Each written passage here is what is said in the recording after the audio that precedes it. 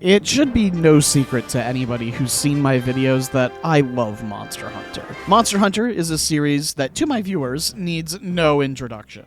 It's actually probably why you're here in the first place.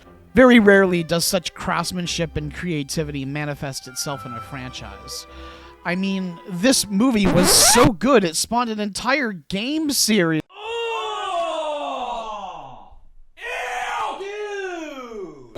Okay, that's enough of that. We all know that movie was ass, and it's not the topic of this video, so don't worry. But it will come up since we'll be talking today about adaptation and stories. No, not that stories. This may come as a surprise to you, considering my side channel, where I talk about writing and stories, has 2 videos and is much smaller compared to my Monster Hunter channel. But reading, writing, and experiencing or even playing new stories is my greatest passion in life.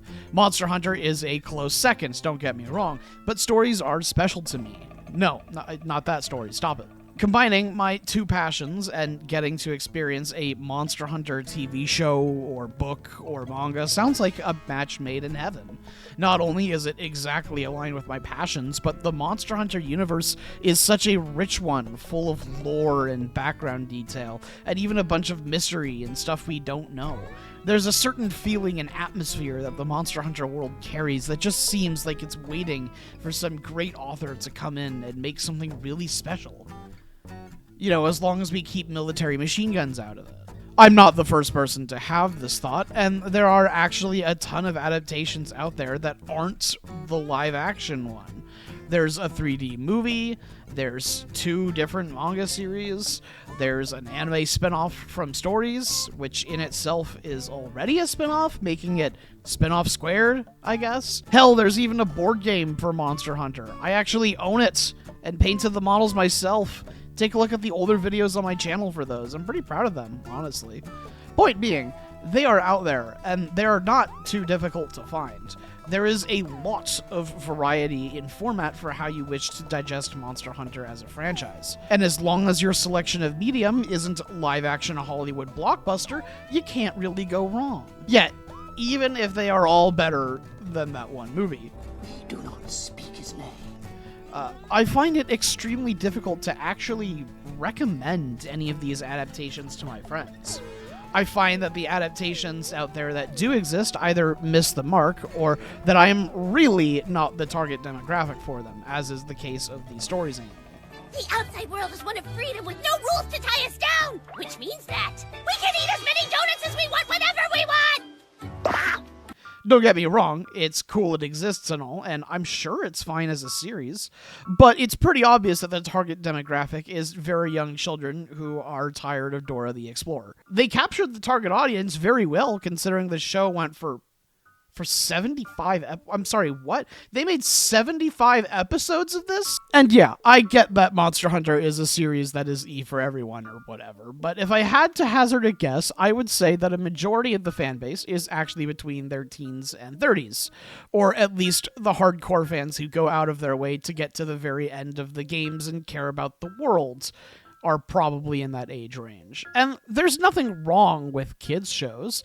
Just because the target demographic is children doesn't mean you can't make fantastic series that are thematically rich, take themselves super seriously, and can be enjoyed by people of all ages. I mean, that's clearly not what they're going for here. We can eat as many donuts as we want whenever we want! There's nothing wrong with that, but it's definitely another Monster Hunter series that I can't find myself getting invested in. Fortunately, there are Monster Hunter manga that exist out there, so maybe there's something here that can satisfy my craving. The 2 manga are called Monster Hunter Orage, or Orage, I'm not really sure, and Flash Hunter. Orage is definitely the more well-known of the 2, which is a shame because, bite me, Flash Hunter is way better. Orage is pretty much a typical battle shonen series, complete with dead parents and sneering villain hunters and everything. I'm not gonna lie, I didn't read past chapter 1, it wasn't my cup of tea. By contrast, Flash Hunter embodies a lot more of what makes Monster Hunter Monster Hunter. It focuses and puts heavy emphasis on the preparation and planning in a hunt.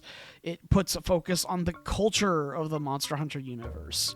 The main cast of characters take hunting very seriously, and we get to watch them take jobs for various reasons, work out their plan, go into the wild, and of course, hunt monsters. They have arcs as they learn to work together, and the series makes sure it spends a good chunk of time on the ecology of the monster hunters and showcasing that ecology.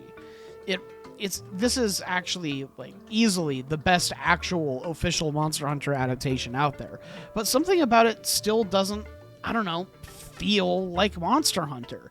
And while I recognize how good it is, it just isn't for me. There's always some element or X factor that I find is missing from all the adaptations I've seen, and it's different for everyone. But here's the biggest thing. When people say that they want a story in the Monster Hunter world, what they mean is that they want a story that really shows off the world as much as possible.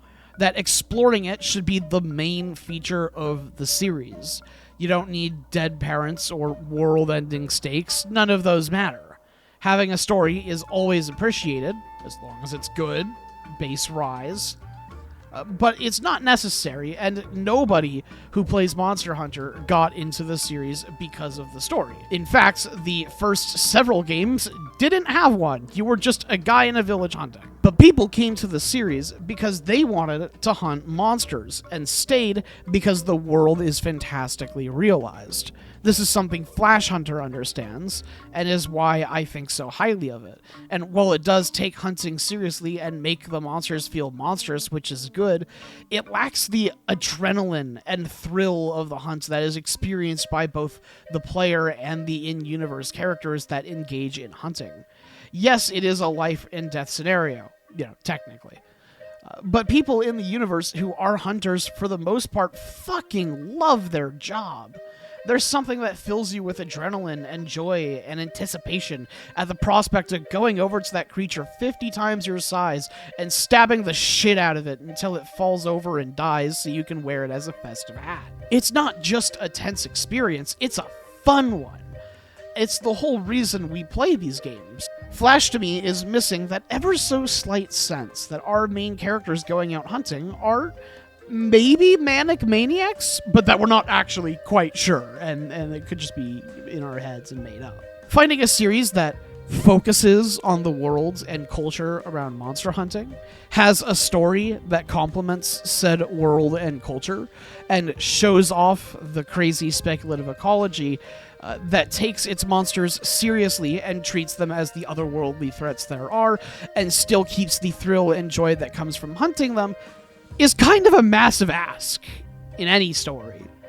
In fact, it's so big of an ask that it doesn't exist if you're looking at actual Monster Hunter adaptations.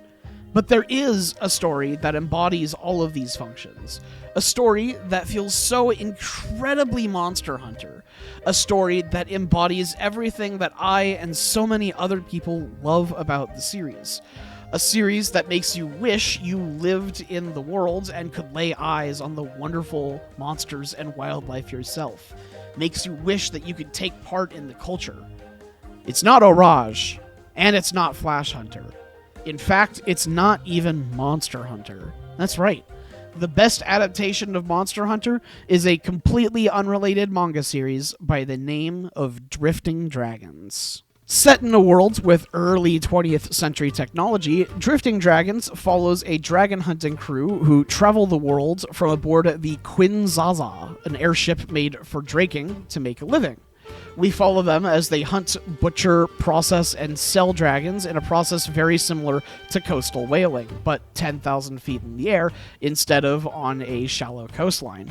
Hunting is done by shooting a harpoon into the dragon so it can't get away, and then nailing it with explosives and stabbing implements until it stops moving. Now, these are not dragons that you would recognize as the typical depiction of dragons. In fact, dragons in this series come in endless shapes and sizes. They can range from being vaguely bird-shaped and the size of house cats to elephant-sized Paolumu-esque balloon creatures to giant serpents to being an eldritch literal eye of the storm. The word dragon is used as a category of animal, and it's like saying bird or mammal or Republican. They come in all forms, diets, behaviors, and temperaments, but their defining traits is that they live in the sky and fly without the use of wings through use of an organ in their bodies that makes them float called a dragon heart, not to be confused with their actual hearts. They are as varied and bizarre and undiscovered and unknowable as the deep-sea creatures in our own worlds, but living way up high in the clouds. There are herbivorous dragons, carnivorous dragons, parasitic dragons, anything you can imagine. Some emit high-pitched noises that incapacitate whoever hears them. Some change colors like chameleons to attract mates. Some shoot laser beams.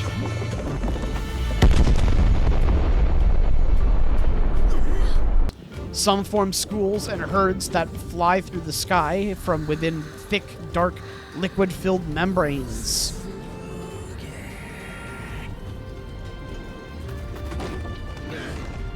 Yes, really. You can never really know what's around the corner in this series, and what fascinating animal is going to find itself impaled on the Zaz's harpoon next. There's a sense of magic in these animals, that they are simultaneously not so different from animals we know, yet so unknowable and mysterious that you can worship them, and people do. We follow this crew's daily lives as they, yes, hunt dragons, but also butcher dragons, process and render dragon fat, sell their dragon resources and merchandise, deal with other non-dragon related things that come up in their travels, like search and rescue or sky pirates. We follow them as they go about their daily lives, do the laundry, deal with pests, engage in hobbies, perform maintenance and cleaning on the ship, enjoy their shore leave during the few times they find themselves in the city for more than a day, cook and eat meals using the dragon meat they harvest. Lots and lots of cooking and eating dragons. If you like Dungeon Meshi or Golden Kamui, it's like that. It's very reminiscent of all the delicious meals that we've eaten in Monster Hunter, as a matter of fact. You get to learn along with the crew as they discover new species, legendary species, crazy biology and ecology. There's this ever-present feeling that you are not experiencing a story, but experiencing these people's lives and learning about the lives of the dragons they hunt, sell, and eat.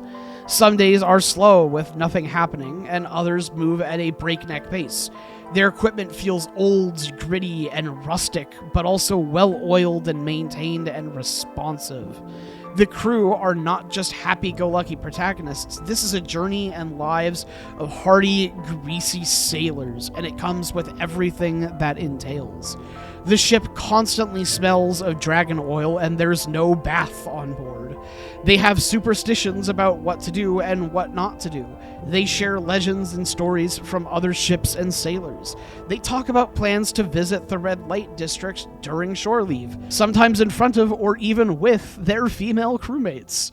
They have female crewmates, something that is noted to be something of a rarity in this line of work. Their lives feel real and the ship feels lived in. The crew complain about the rough work and danger and hardship. They complain about being stuck with the night shift in the crow's nest or having to render oil all day. But the second a dragon is spotted, everyone is at 100%, and the feel of the excitement in the air and the thrill of the hunt is palpable and electric. For all their complaining, most of them love draking, even if they were brought to the ship from circumstance. Some joined for the thrill of the hunt, some joined on impulse, some had nowhere else to go and were desperate. Everyone has their own reasons for being here, but they all trust each other with their lives because they're all stuck together. The crew are all different and memorable, and we get to meet all of them, with a particular heavy emphasis on the 4 crewmates who serve as the closest thing the series has to a protagonist. And those would be Mika, Takita, Vanabel, and Gerard. Mika is a crazy lunatic with little sense of self-preservation who became a Draker because he loves eating dragon meat and figured being a Draker was the best and most consistent way to go about getting the freshest dragon cuisine. He is the best Draker at fighting dragons on board Zaza, except for maybe Vanabelle, and ensures that they hunt dragons in a way that provides the tastiest meat. Overall, this means killing dragons quickly without having them struggle for hours and tire out, and without poison. In practice, however, this mostly involves him hooking his harness to the harpoons and ziplining onto the dragon's back to stab the shit out of it with lances and explosive pile bunkers, hence the crazy lunatic part. Mika lives for the hunt and has an innate sense with dragons, often being the first to spot them, guess their intentions, or even smell them from far distances, like he's some kind of dragon hunting shark.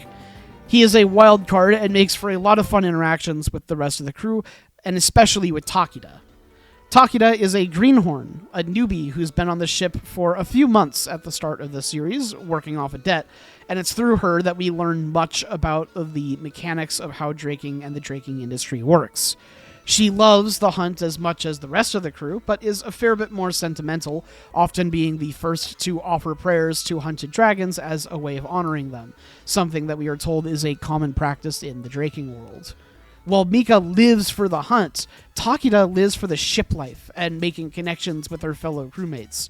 She also shares Mika's passion for the more older tribalistic and indigenous cultures around dragon hunting, and their stories and practices and history. Vanabelle is an ex-stowaway who joins the draking crew out of a need for survival, and finds that she has a talent for draking but lacks the passion that many of the other crew have. And much of her arcs involve attempting to find meaning in what she does by trying to connect and learn about why other people enjoy the things they enjoy. It's through her that we meet and learn about so much of the rest of the crew and what brought them here. Gerard is the last of our 4 biggest characters and is also a greenhorn, though less of one than Takeda. At the current point I am at the story, Gerard seems to be a Draker because his father was a Draker and brought him home countless legends and stories that he wanted to experience for himself. But he also grew a fondness for helping people attain their own dreams and goals because of that. These 4 characters get the most screen time in the series, but just about everyone on the crew is characterized and has moments of agency to shine in the story. We get to meet plenty of fleshed out side characters not part of the crew as well, including a rich dragon-obsessed researcher, an old ex-Draker who is stuck in his ways and living in the past, a shockingly wholesome romance subplot with a young prostitute in training in a town's red light district, and plenty more. The world feels alive and always finds a way to connect and integrate draking into almost every aspect of the world's culture. The action is great too. There's an understanding and feeling that the monsters we hunt are dangerous and massive, and that a slip-up can cost you your life. But you feel the passion and thrill that everyone has during the hunts. And, okay, I need to talk about directly what you've probably already noticed, and that is that this series is beautiful. Like, holy shit, this artwork and penmanship is absolutely stunning. From the rolling clouds and storms to the dragons and airships, I spent 10 minutes just looking at singular panels and pages, trying to absorb it all in, and that's something that happens very consistently. The art conveys the grit and messiness of these people's lives, or organic feel to the world, the sense that everything is constantly in motion. Flash Hunter looks great and has great pose work, but, I mean, it just can't compete. This might be the most visually pleasing manga I have ever read, up there with Made in Abyss and Berserk. Trying to imagine the work that went into any single one of these spreads is terrifying and speaks to an unspeakable amount of passion for conveying movement and life. You get the feeling that nothing is even capable of staying still in this world. Something true to life. Even when you're just laying on the couch reading a manga, your body is full of micro-movements. From the rise and fall of your chest to every little twitch of your legs, the readjusting you do to your posture as time passes, the countless tiny micro-adjustments that you aren't even conscious of, and you feel that in this art. I want you to try something. Right now, try raising your arm out in front of you, fully extended, and holding the phone I'm sure you're watching this video on, and try to keep it as still as possible. Take note of how impossible such a feat is, how your arm is always shaking ever so slightly to keep the balance just right, how you adjust your grip ever so slightly to stop the phone from slipping. Take notice of how holding your arm out like that makes micro movements in your chest muscles too. Staying still is something that just isn't possible for living creatures, and I feel that in this artwork. Nothing is static in the pages. It feels like if you take your eyes off the page, the dragon will literally fly off the panel and you'll miss your chance to see it forever, and the next time you come back to the page, the panel will be empty. It's really something. This is something of a side tangent, but can we take a moment to say real quickly that the concept of sky whaling is the greatest idea humanity has had since the invention of the sandwich? One of the occasional complaints I see about Drifting Dragons is that people accuse it of being something akin to pro-whaling propaganda, and those people are fucking stupid.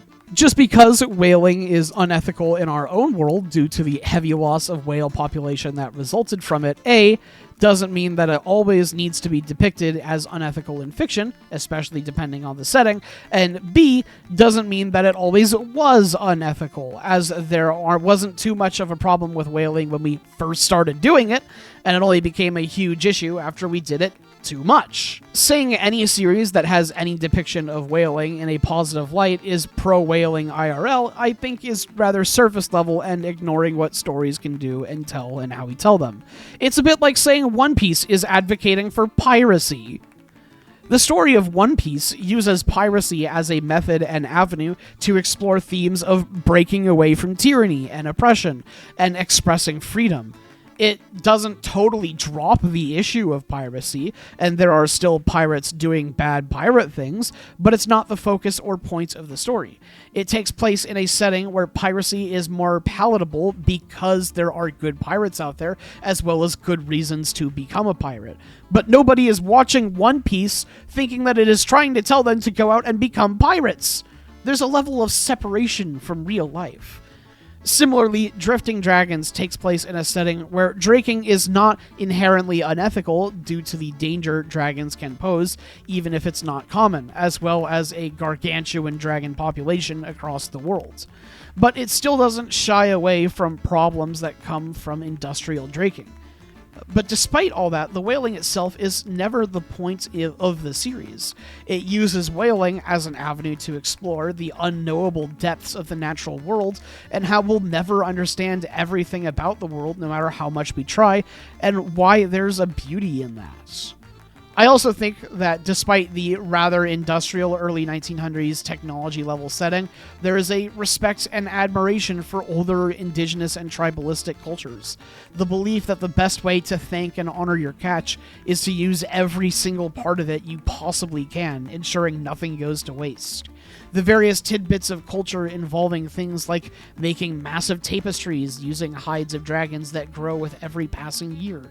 The admiration the characters have for history are all things often seen and in indigenous native cultures across the world, and all speak to a bigger theme of not letting things be forgotten even as time passes them by. A lot of these themes are rather antithetical to whaling as most people imagine it in its most industrial, and are rather reminiscent of the coastal whaling that was done by indigenous cultures like the Ainu, despite the industrial setting. The show intends for you to watch it and still keep in the back of your minds that modern whaling is still unethical, and that's not what the show is about. And the people who I think it is are missing the point. I, for one, am super happy to get a story with whaling in such an acceptable setting for it, because whaling is super cool. Oh, don't at me, it's true. The idea of persistence hunting a massive beast that you could never compare to through teamwork, technology, and the boys is the closest thing we have in real life to being an actual adventure and going out and slaying mythical beasts. The problem with whaling isn't that it isn't cool, it's that it isn't ethical, because they're going extinct from it. And anybody who has ever once had a passing thought about how cool it would be to have a pet red panda or any other cool exotic animal as a household pet, which is literally everyone, has no right to judge me for this opinion. The story of Drifting Dragons is meandering and almost slice of life at times. There is no overarching villain, there's no world-ending stakes or dragon-hunting tournament arcs. We just follow the daily lives of our crew as they go from one city or encounter to the next. That's not to say there aren't stakes or lots of continuity. People get injured and get fresh scars or get burn marks across their entire face, and no, not even the hot girls are immune to this. There's been more than a few deaths of unnamed characters and civilians. Dangerous situations feel dangerous and intimidating, except for the Sky Pirates in Chapter 5, who are hilariously incompetent, but that's at the very beginning of the series when it's still getting its walking legs, so it gets a pass. Hunting and dangerous situations and weather strain and damage the ship, and always carries and informs the crew's actions and capabilities until they reach their next town to get it repaired. Something different about this world compared to the Monster Hunter one is a sense that the world at large is changing. The Wyverians that rule the Monster Hunter world actively take measures to prevent and slow the world's evolution so as to avoid a second dragon war like the one their ancestors had. But dragons and drifting dragons are so alien and unknown, and you get the sense that humanity has very little to do with them until very recently when we got the technology allowing us to fly. There's a sense that the world of man is only just setting foot for the first time into the realm of dragons, and changes and improvements to draking are always being made, both for the better and worse. For example, it's brought up that some drakers use poison on their ships to hunt dragons, and it's implied that poisoning dragons on the hunt is relatively new in the draking industry, probably only 10 to 15 years old from context clues. Doing so spoils the meat and greatly lowers the food that they can harvest from dragons, which in turn makes them far more dependent on harvesting dragon oil, and both enabling and requiring more and bigger dragons to be hunted per trip in order to make money. This is something only larger draking ships and operations with more room on board for dragons to be harvested can really make a profit this way, but the decision to use such tactics is made by the captains of the ships, and the most common reason that the use of poison is adopted is to reduce casualties and injuries, as the old-fashioned method of hunting using spears and explosives is very dangerous. This is something that feels real, industrial, and rational, like the world of man is responding and evolving to new information and ideas involving dragons as they spend more time in the sky.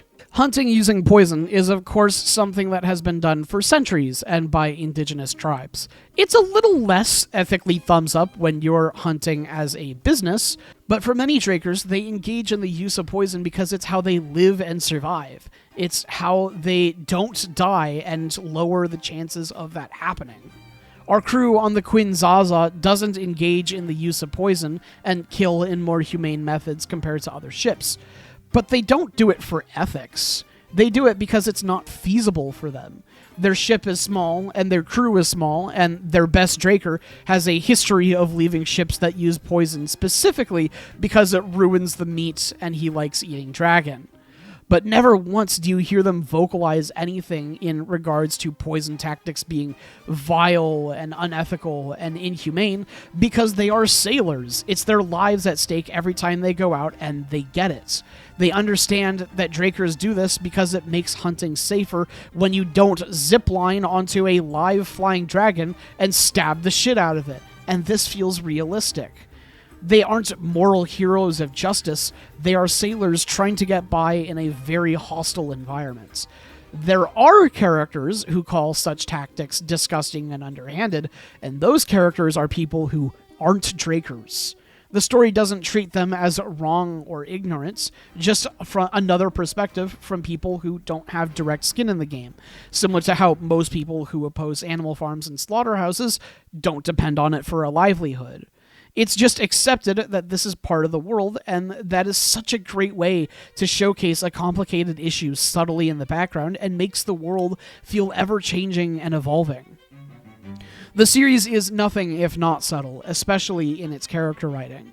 This isn't to say you need to dig and delve and watch a VaatiVidya video in order to understand any of the character decisions, but that there are very few thought bubbles in the series at all, if any. Emotions and thoughts are related through character expressions, and the show invites you to take your time and soak in the artwork and pictures instead of reading a direct thought in order to know what's going through the characters' heads.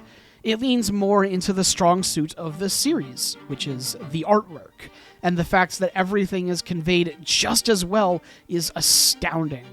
You are invited to slowly meander your way through the pages just as the ship and world slowly meander from one destination to the next.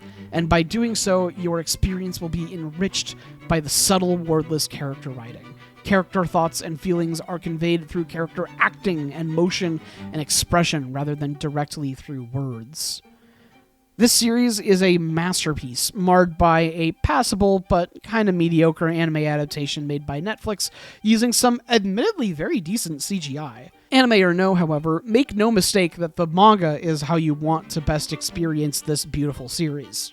If you love Monster Hunter, and look at you, and want to experience a series that embodies everything that you love about the series, then please, give Drifting Dragons a read. You won't be disappointed. I have a deep love for this series, and I have a deep love for fiction and storytelling. As I mentioned, it is my greatest passion, and this is not my first video essay talking about manga and anime like this. My other videos of this nature I put on an even smaller channel I keep mostly as a passion project to talk about shows and stories that I want to talk about. I love deciphering themes and meaning from stories, identifying what works and what doesn't in a series, and sharing those thoughts with others. This video is only being put on this channel instead of the other one because of how much my love for this series relates to my love for Monster Hunter. But if you're watching this and find yourself interested in this kind of video from me involved in non-Monster Hunter related series, go check out my other channel, Bison Commonly, linked in the description and on my channel page. Thank you so much for watching, and have a fantastic day, and goodbye.